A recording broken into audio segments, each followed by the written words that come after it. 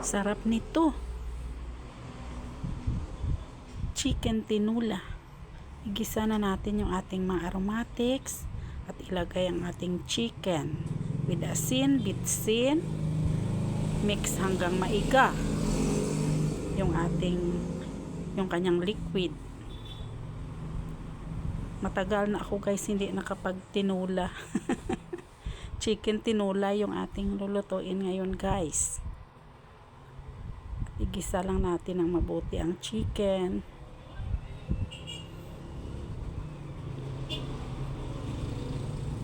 Hanggang naiga. Nilagyan ko guys ng ng tanglad o lemongrass. Hindi ito native chicken guys, pero fresh din naman at ganitong klaseng luto kahit na hindi native chicken, masarap din.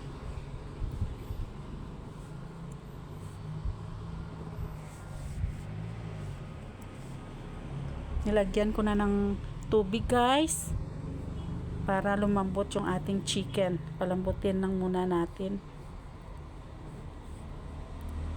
At ngayon inilagay ko na ang papaya. Yung ating papaya guys.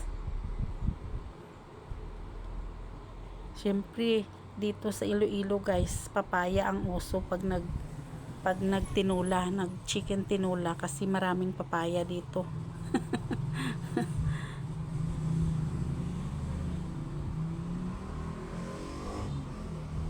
Ayun na guys. Yung ating chicken tinula, talbos yung aking inilagay guys. Dagdag pampabango.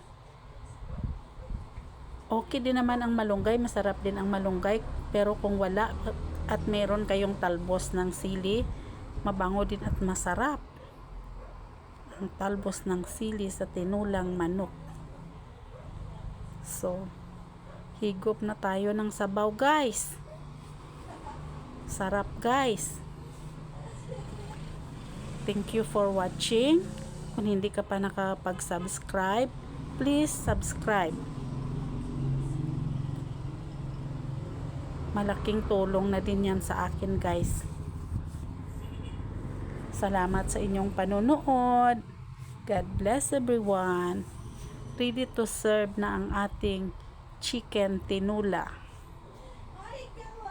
Salamat din pala sa mga subscribers ko guys.